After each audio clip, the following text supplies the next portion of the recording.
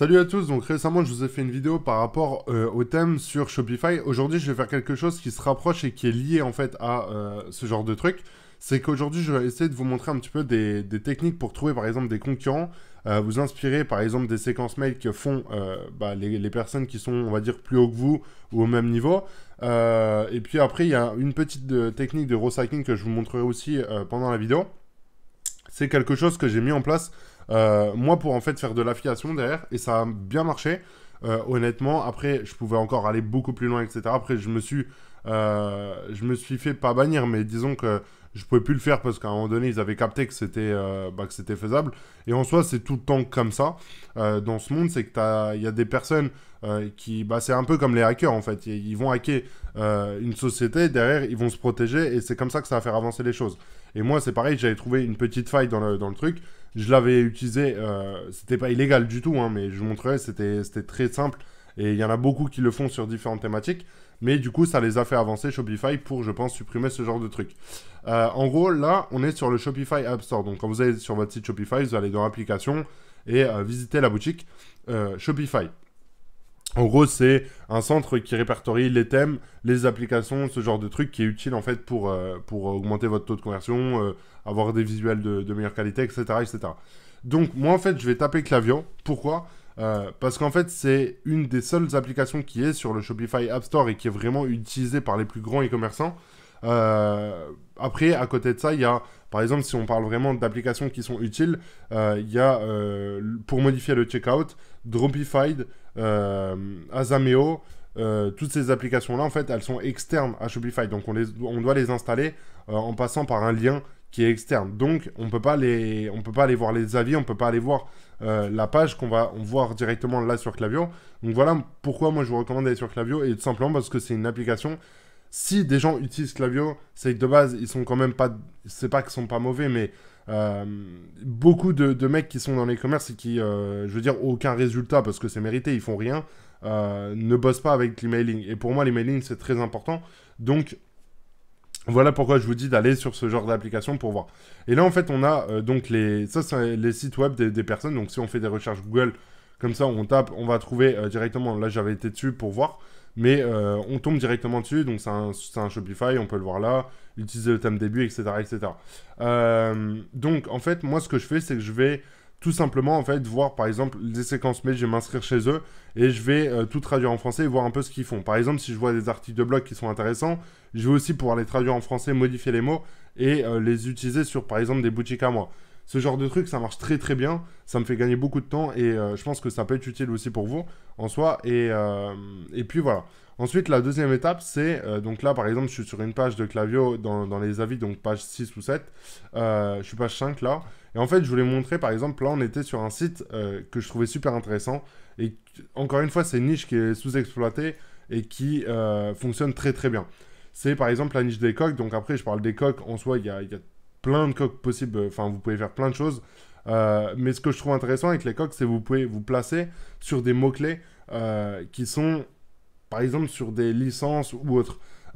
Imaginons qu'on prenne l'exemple de Fortnite. Si vous vendez une coque avec des visuels en rapport avec Fortnite, mais qui n'utilise pas le logo ou la police d'écriture ou ce genre de truc, en fait, vous allez pouvoir faire des millions d'euros grâce à ça, sans, en fait, utiliser leur image. Et ça, c'est très important. Et du coup, après, quand on tapera coque iPhone Fortnite par exemple, et ben on tombera sur votre site. Donc là par exemple, je suis sûr que si on va sur une dizaine de pages, il y en a forcément un qui va être là par exemple, il y a Cdiscount, donc ça veut déjà dire qu'au niveau du SEO, il n'y a pas grand monde, et ça fait flipper, parce qu'on se dit, bah c'est dommage, et moi je vous recommande vraiment de travailler de ce genre de choses.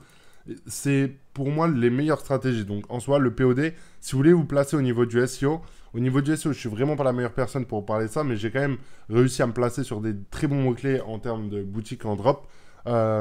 C'est que faut utiliser soit du POD, vous allez vous placer sur des mots-clés qui sont grave intéressants et que vous pouvez pas utiliser si vous faites du dropshipping avec AliExpress, avec des produits en soi. Les coques en ligne, tout ce genre de trucs, les coques, le POD, donc les t-shirts, les mugs, enfin vous pouvez vraiment vous amuser, il y a vraiment plein de façons de faire. Et je voulais aussi vous montrer par exemple une boutique comme ça, bah, je la trouve très propre, elle est très, très bien structurée. Après, moi, ce que je vous recommande de faire aussi, c'est de vous inspirer des réseaux sociaux, donc voir un peu ce qu'ils font, et, euh, et pour voir un peu aussi bah, comment ils arrivent à avoir leurs réseaux sociaux qui tournent, parce que aussi, c'est un truc qui peut être intéressant. Là, par exemple, on peut voir que, honnêtement, c'est quelque chose qui est très propre. Et je peux vous dire maintenant, en 2 minutes, que soit c'est un mec qui est déterminé, il est très très fort et gros respect, soit c'est un mec qui délègue beaucoup de choses. Parce que c'est compliqué de gérer une boutique comme ça, plus des réseaux sociaux qui doivent être alimentés quand même pas mal de fois. Donc là, après, je pense qu'il doit se booster au niveau des likes. Il a peut-être acheté des abonnés. Mais en tout cas, ce que j'aime bien, c'est que de base, quand on le voit comme ça en premier lieu, c'est très propre et ça donne envie d'acheter. Et il y a vraiment tout qui correspond. Les couleurs, elles sont adaptées au site. Et moi j'aime beaucoup ce genre de truc. Et c'est pour ça que je veux vraiment vous montrer que des exemples que je valide à 100%. Parce que bah, ça peut vous permettre en fait de travailler d'une différente façon, de trouver des idées de produits, de trouver des idées de concepts ou autres à adopter sur votre boutique. Et je trouve ça intéressant. Parce que moi, quand j'ai commencé, j'avais en tête que boutique Shopify et influenceur. J'avais pas encore le Facebook Ads, tout ça, parce que moi, quand je me suis mis dessus, personne ne faisait de la pub sur les influenceurs. J'étais un des seuls à le faire. Je parle vraiment en dropshipping. Je parle pas des marques comme Bryance ou autre. Je parle vraiment de dropshipping. J'étais un des rares. Enfin, je pense que j'étais un des seuls à avoir un site Shopify. Mais bref, ce que je voulais vous montrer aussi, c'était qu'avec cette application-là, vous pouvez trouver les noms des thèmes des personnes. Donc, si par exemple vous avez un envie de trouver des thèmes, vu que avant-hier je vous ai fait une vidéo là-dessus, je voulais aussi vous montrer que le thème en soi ça fait rien du tout. Par exemple, j'ai été voir sur une dizaine de sites avant qui tournaient, et de toute façon j'en suis convaincu, hein, j'ai toujours dit que le thème ça faisait pas grand-chose, c'était que les gens utilisaient le thème début ou des thèmes gratuits de Shopify. Là pour le coup je crois que celui-là est payant, mais je sais qu'il marche très bien ce thème-là. Enfin en termes de... Non, il est gratuit, ok. Je l'ai jamais trop utilisé, j'aime... Ok, je le trouve bien aussi, en soi, sur mobile aussi, il doit être pas mal. Mais voilà, en tout cas, il est intéressant de voir ce genre de choses. Et pour finir, je vais juste vous donner le petit hack que j'avais trouvé et que j'avais fait moi à l'époque. Ça remonte, hein, ça fait au moins 2 ans que je le faisais. Mais j'avais ri, enfin, ça m'avait fait rigoler parce que je me disais, je suis vraiment un guignol de faire ça. Et au final, ça a grave marché. En gros, j'avais fait un groupe Facebook aux US que j'avais délégué, etc. Parce que je suis, comme vous le savez, je suis pas bon en anglais. Mais en gros, j'avais fait un site Shopify qui s'appelait, en gros, on va prendre l'exemple en français. J'avais mis formation offerte sur les placements de produits. Et je m'étais appelé comme ça, donc dans l'URL, ça faisait formation offerte, machin, en anglais. Et en fait, quand je mettais un avis, les gens cliquaient dessus et il y avait directement une capture d'email où je capturais le mail de la personne en montrant des résultats et des témoignages. Et moi, je payais même pas en fait, parce que je sais pas si vous le savez, mais à l'époque, il y avait les 60 jours gratuits, plus en fait, au moment où, enfin, il fallait faire des commandes. Je crois que c'était 25 ou 50 commandes et vous payez ensuite l'abonnement Shopify.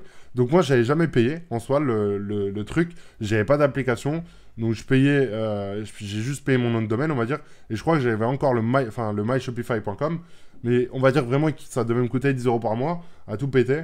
Et j'avais récupéré donc les mails, j'avais fait un groupe Facebook et je faisais du réchauffage comme ça. Et j'avais fait de l'affiliation sur une grosse formation qui était sortie à l'époque. Je pense que vous la connaissez tous. De toute façon, il y en a pas eu 36 des grosses formations aux US. Et du coup, elle était à 2497 euros, je crois, et je prenais 30 ou 40% d'affiliation. J'avais pas fait genre 300, 400 ventes, mais en tout cas, j'en avais fait une dizaine, une vingtaine. Et je trouvais ça intéressant de vous parler de ça. Et du coup, moi, ce que je mettais, c'était... si vous voulez obtenir votre formation gratuite, vous avez juste à cliquer sur le nom de notre truc. Et je mettais des avis en fait sur toutes les applications. Donc je les installais, je mettais un avis. Et du coup, moi, ça me faisait des redirections. Et en plus de ça, je m'étais placé sur des mots-clés. Et du coup, je montais. Et j'avais même fait des comptes Insta automatisés. Et c'était une des rares fois où j'avais fait des projets sur le marché international. Et c'était juste pour vous dire que ça avait très bien marché. Et c'est un exemple tout bête, mais ce genre de truc, ça peut vous faire 20, 30 000 euros en 2-3 mois en faisant des lancements en affiliation, et ça peut aussi vous faire exploser en termes de chiffre d'affaires pour ensuite réinvestir dans de la publicité. Donc voilà, en tout cas pour cette vidéo, j'ai parlé de plusieurs choses. Je sais pas si vous avez retenu des trucs ou quoi, mais en tout cas je trouvais ça intéressant de vous partager ce genre de choses parce que c'est un petit retour d'expérience par rapport à ça. J'ai jamais vu quelqu'un vous parler de ça en soi, des avis comme quoi vous pouvez trouver des sites. Et j'en vois plein dire ouais, il faut aller voir des pubs et tout qui marchent. Ouais, mais au final, tout le monde fait la même chose. Donc, je suis pas fan de ce genre de truc. C'est pour ça que j'essaye tout le temps de me démarquer des autres. J'aime vraiment pas faire comme la masse parce que bah on a le même résultat. Donc voilà pour cette vidéo, j'espère que ça vous a plu. N'hésitez pas à liker, à commenter. Il y a une formation offerte dans la description, n'hésitez pas à aller checker ça. Et puis on se dit à demain pour une nouvelle vidéo. Ciao ciao les amis.